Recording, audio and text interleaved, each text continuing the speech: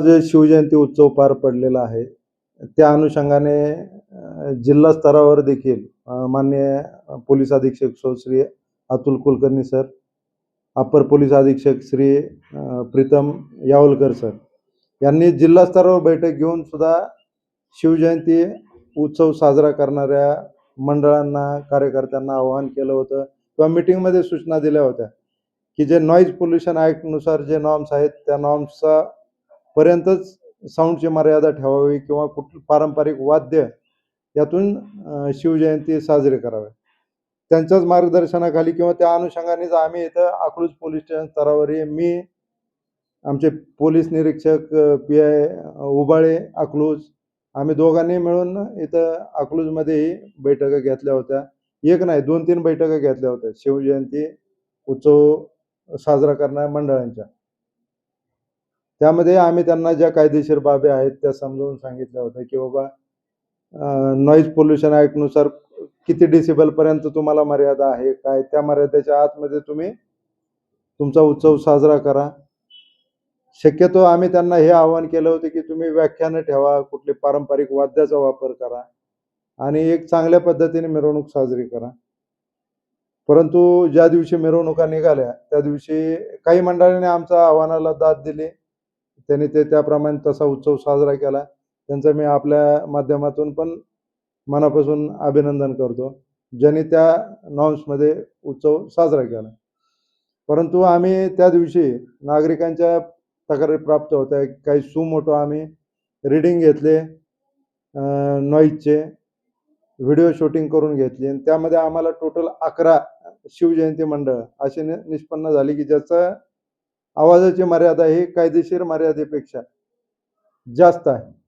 तर आम्ही अशा मंडळांवरती 11 मंडळांवरती मंडळाचे अध्यक्ष असतील, सदस्य असतील, ते मिरवणूक आयोजित, आम्ही फिर्यादीमध्ये जरी एक नाव टाकलं असेल सध्या तरी ती पूर्ण मिरवणूक आयोजित करणारे इतर आम्ही आरोपी निष्पन्न करणारे अशा लोकांच्या विरुद्ध, DJ मालकांच्या विरुद्ध गुन्हे दाखल केलेले आहेत. टोटल 11 गुन्हे दाखल केले, त्यापैकी आम्ही आतापर्यंत 7 DJ जप्त केलेले आहेत. जप्त DJ आम्ही ते मॉडिफिकेशन संदर्भात RTO कडे त्याबाबत पत्रव्यवहार करतोय तपासाचा भाग म्हणून की यांनी परमिशन घेऊन केलेलं मॉडिफिकेशन आहे वाहनामध्ये का बेकायदेशीर केलेलं आहे. त्याप्रमाणे RTO विभाग त्यांच्याशी जर बेकायदेशीर असेल तर त्याप्रमाणे त्यांना आर्थिक दंड आकारेल. तसेच नॉईज पोल्युशन ॲक्टमध्ये सुद्धा आर्थिक दंड प्लस कारावासी शिक्षा असे दोन्ही त्यामध्ये तरतुदी आहेत.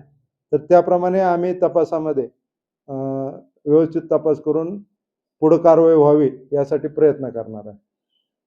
या अनुषंगाने मला आपल्याला या ठिकाणी हे सांगायचं आहे की पोलीस प्रशासन हे कायदा अंमलबजावणी करणारी ब्रांच आहे, पण अशी वेळ येऊ नये म्हणून आम्ही ॲडव्हान्समध्ये कायदा सुव्यवस्था प्रश्न निर्माण होऊ नये, कायद्याचा भंग होऊ नये या अनुषंगाने आम्ही अगोदरच मंडळांना बोलवून मीटिंगमध्ये सूचना देत असतो, आवाहन करत असतो. इव्हन आम्ही त्यांना नोटीसही लेखी दिल्या होत्या की या नियमानुसार तुम्ही करा म्हणून, पण तरी देखील काही मंडळांनी त्यामध्ये त्याचा भंग केलेला आहे. त्याप्रमाणे कायदेशीर कारवाई केलेली आहे. आतापर्यंत जेवढ्यावर गुन्हा दाखल झालाय त्याच्या व्यतिरिक्त तपासामध्ये जे कोणी त्यामध्ये सहभागी अजून निष्पन्न होतील अशा आरोपींची संख्या आम्ही वाढवणार आहे. आणि इथून पुढे देखील जर कोणी नॉईज पोल्युशन ॲक्टचा भंग करत असेल तर त्यावर माळशिरस तालुक्यामध्ये 100% कायदेशीर कारवाई करण्यात येणार.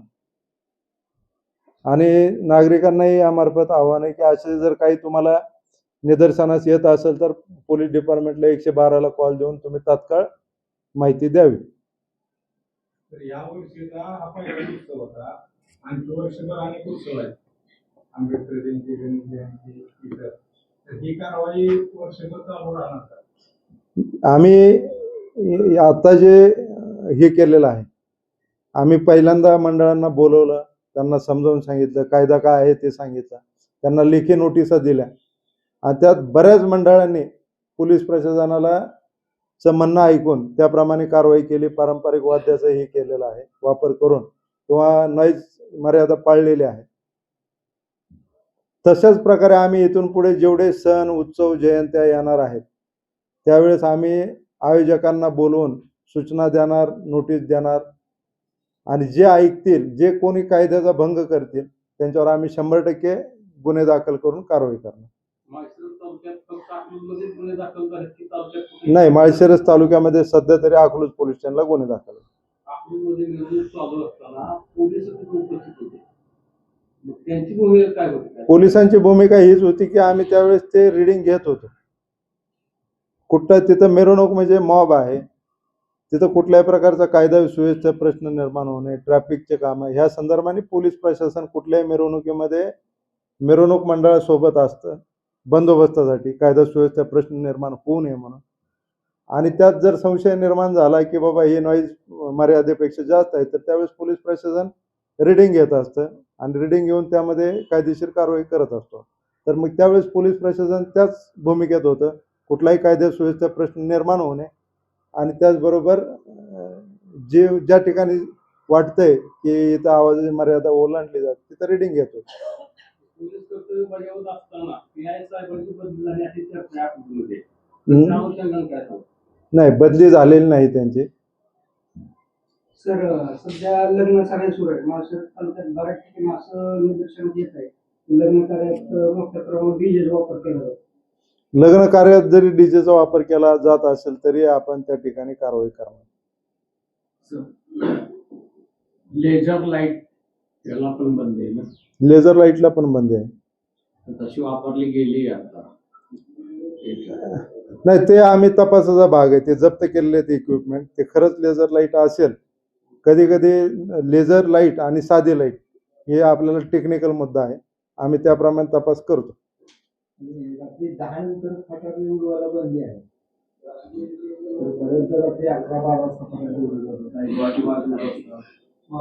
चौकात नाही, आपण त्यावेळेस काही ठिकाणी तशा निदर्शनास प्रकार आल्यानंतर आपण महाराष्ट्र पोलीस अधिनियमानुसार कारवाई केलेली. ज्यावेळेस आपल्याला आमच्या नाईट पेट्रोलिंग व्हेकलच्या वगैरे किंवा कोणाची तक्रार आल्यानंतर 112ला आपण कारवाई करत असतो त्यामध्ये वेळोवेळी. ही कारवाई जर तुम्ही सुमोटो केली असं सांगितलं, या पुढच्या कारवाई तशावरती तक्रार करावं लागेल. नाही, आम्ही सुमोटो पण करणारच. म्हणजे असं अपेक्षित नाही की लोकांनी तक्रार, आता हे जे गुन्हे दाखल झाले यात काही लोकांनी तक्रार केली असं म्हणता नाही येणार. पोलीस प्रशासनाला कायद्याचा भंग होताना दिसला आणि त्याप्रमाणे ऍक्शन घेतलेली. पोलिसांनी परवानगी नाकारली होती, पारंपरिक वाद्य वाजवून सांगितलं तरी पण त्या डीजे वाजले. मग पोलिसांचा धाक राहिला नाही का अकलूजमध्ये? हा प्रश्न उपस्थित होतो. नाही, असं आपण म्हणू शकत नाही धाक राहिला किंवा नाही राहिला. मेन प्रश्न काय आहे, त्यांना आपण सूचना दिल्या, कायद्याचं नॉलेज दिलं, त्यात त्यांच्या ते लक्षात त्यांना कदाचित त्यांचा काय व्ह्यू होता ते सांगू शकत नाही, परंतु त्यांनी त्याचा भंग केला आणि आम्ही जी काय कायदेशीर प्रक्रिया आहे ती पार पाडली. त्याच्यावरून तुम्ही धाक राहिला नाही राहिला असं काही ओपिनियन आपण बनवू शकत नाही. पण आता अशी चर्चा होईल ना, शिवजयंतीलाच का? नाही, शिवजयंतीलाच का अशी चर्चा व्हायचं कारण नाही. कारण इथून पुढे आता कारवाई केली आणि इथून पुढे असं काही उल्लंघन झालं तर 100% कारवाई होईल. त्यामुळे अशा चर्चेला वाव मिळणार नाही. माहिती आम्हाला अशी मिळाली सर की एका जागरूक पत्रकारांनी संबंधित डीजे धुमाकूळ चालू असताना व्हिडिओ शूटिंग केलं आणि ते वरपर्यंत पाठवलं आणि त्यानंतर मुख्यालयातून मेसेज आला की मला तरी पाठवलेलं मला माहिती, मला पाठवलं होतं त्या अनुषंगाने. नाही, मला त्या एका पत्रकारांनी पाठवलं आहे, त्यातून आम्ही त्यांची दखल घेतलेलीच आहे. यांनी पत्रकारांनी, काही नागरिकांनी, काही लोकप्रतिनिधींनी सुद्धा फोन केले की असं असं निदर्शनास येते. तर आम्ही त्याप्रमाणे, आणि आमच्या निदर्शनास आलंच होतं, आमचं रिडिंग घेण्याचं काम चालूच होतं. त्यातही काही नॉर्म्स आहेत की रिडिंग कसे घ्यावे, त्या पद्धतीने आमची कारवाई चालू होती. पत्रकारांनी तक्रार केली म्हणून कारवाई झाली का? यंत्रणेने नाही, असं तुम्ही डायरेक्ट म्हणू शकत नाही तक्रार केली म्हणून झाली. कायद्याचा भंग झाला म्हणून कारवाई झाली. आणि या इथून पुढं पण कायद्याचा भंग ज्या ज्या ठिकाणी ज्या ज्या वेळेस होईल त्या त्यावेळेस कायदेशीर कारवाई होईल. आणि आपल्याला